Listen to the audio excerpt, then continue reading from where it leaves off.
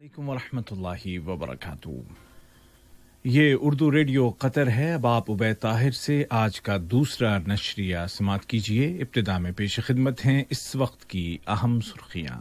साहिब सुमुव अमीर शेख तमीम बिन हमद आल थानी ने ट्विटर पर अपने पैगाम में जापान के वजीर आजम की जल्द सेहतियाबी के लिए नेक तमन्नाओं का इजहार किया है। कोरोना वायरस के फैलाव को कंट्रोल करने में कतर की कामयाबी का सिलसिला जारी है और रोजाना रजिस्टर किए जाने वाले केसेस में कमी आ रही है, जबकि माहिरीन का कहना है कि स्कूल के लिए तलबा को नफसियाती तौर पर तैयार करना जरूरी है। और इसराइल के साथ मुत्तहिदा अरब अमारात तेजी के साथ ताल्लुकात को बहाल कर रहा है और अबू धाबी और तल अवीव के दरमियान परसों पीर के दिन बराह रास्त पहली तिजारती फ्लाइट का ऐलान कर दिया गया है। और अब पेश खिदमत है आज का दूसरा मुफस्सल नशरिया।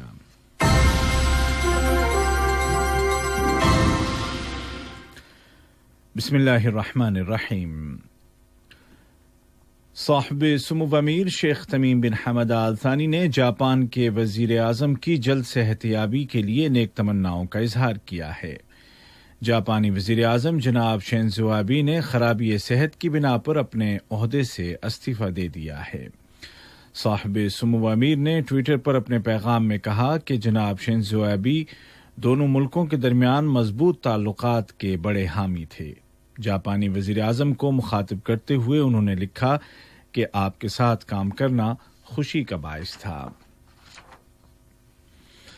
कतर कामयाबी के साथ कोरोना वायरस का मुकाबला कर रहा है और उसकी कोशिशों का नतीजा है कि रोजाना सामने आने वाले केसेस की तादाद में मुसलसल कमी आ रही है।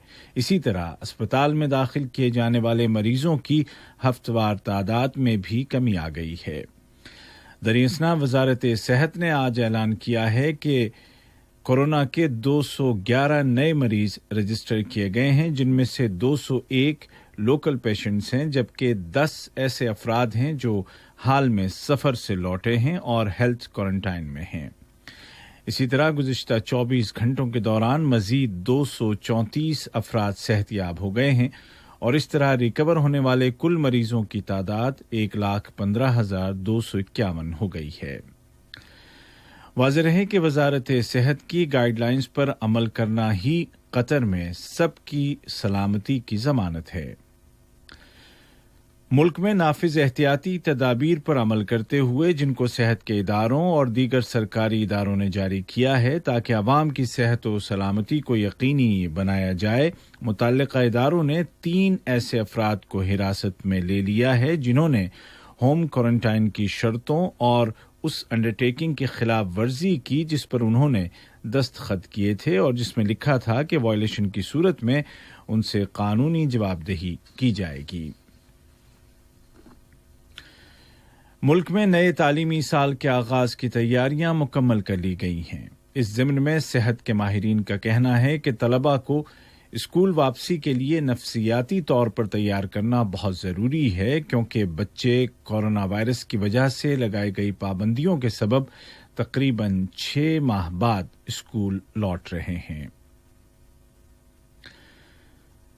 कतर की वजारत बराए ट्रांसपोर्ट और कम्युनिकेशन ने ऐलान किया है कि कोरोना वायरस की वजह से पब्लिक ट्रांसपोर्ट पर आयद पाबंदियों को चौथे मरहले के पहले हिस्से में जुज़वी तौर पर ख़त्म किया जा रहा है और 1 सितंबर बरोज़ मंगल से पब्लिक ट्रांसपोर्ट, मेट्रो और बसेस को 30% कैपेसिटी के साथ शुरू किया जा रहा है।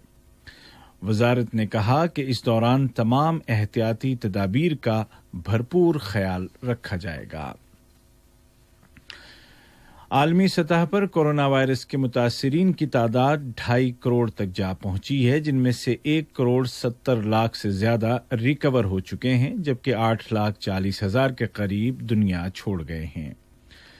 जर्मनी के दारुल हुकूमत बर्लिन में अवाम ने कोविड-19 को कंट्रोल करने के लिए हुकूमत की इख्तियार करदा पॉलिसी के खिलाफ मुजाहिरा किया है। पुलिस ने मुजाहिरीन को तितर बितर कर दिया। لبنان کے صدر جناب میشیل عون نے سیاسی بحران یا پولیٹیکل کرائسس کو حل کرنے کے لیے اعلان کیا ہے کہ پرسوں پیر سے ملک میں نئی حکومت کی تشکیل کے لیے پارلیمانی صلاح و مشورے شروع کیے جا رہے ہیں۔ ادھر بیروت پورٹ کے دھماکے کے اثرات سے ملک اب بھی نکلنے کی کوشش کر رہا ہے۔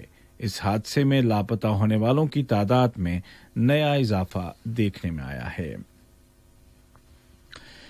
اسرائیل کے ساتھ تعلقات کی بحالی کی راہ میں تازہ ترین خبر یہ ہے کہ متحدہ عرب امارات کی نیوز ایجنسی نے کہا ہے کہ یو اے ای کے صدر خلیفہ بن زائد آل نہیان نے اسرائیل کے ساتھ بائیکاٹ کے قانون کو منسوخ کرنے کا فرمان جاری کر دیا ہے، جس کی روح سے اسرائیلی اداروں اور شخصیات کے ساتھ تجارتی اور مالیاتی معاہدے کرنے کی اجازت دے دی گئی ہے۔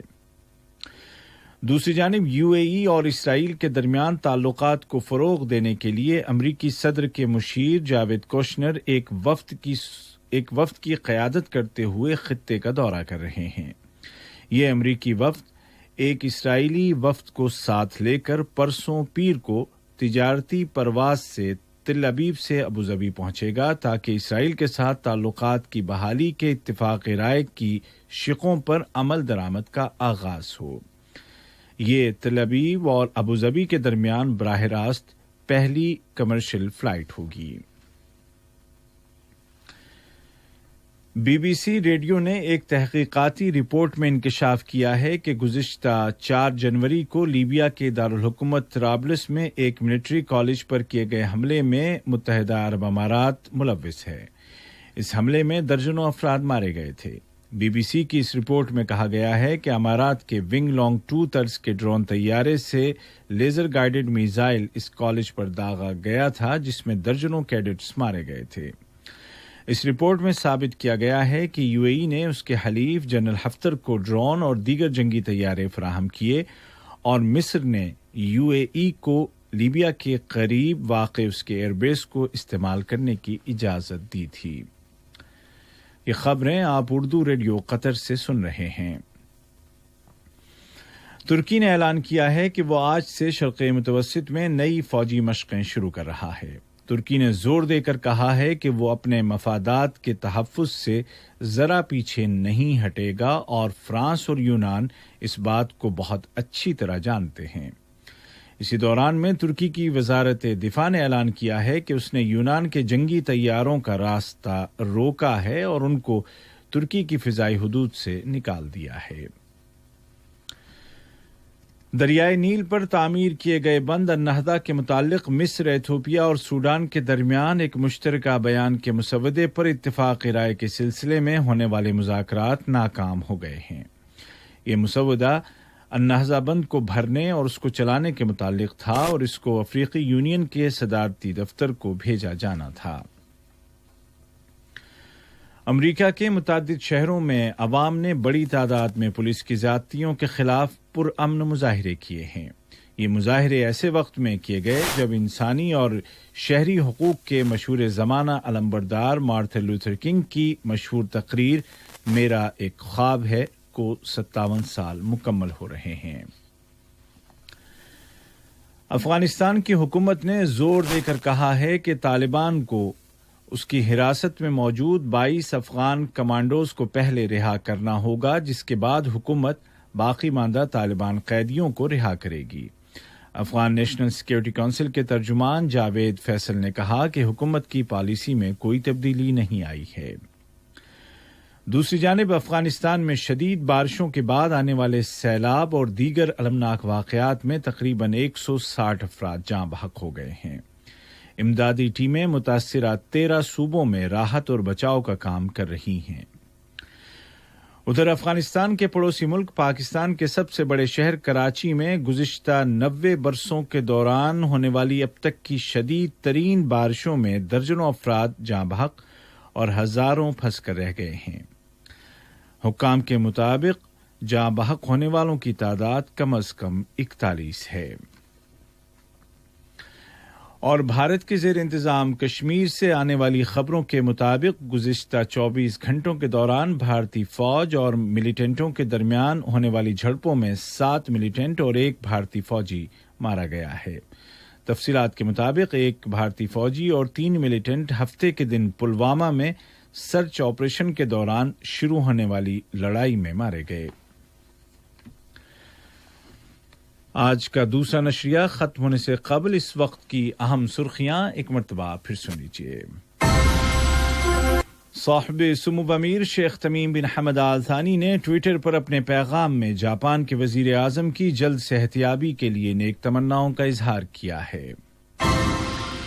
کورونا وائرس کے پھیلاؤ کو کنٹرول کرنے میں قطر کی کامیابی کا سلسلہ جاری ہے اور روزانہ اور ہفتہ وار رجسٹر کیے جانے والے کیسز میں کمی آ رہی ہے۔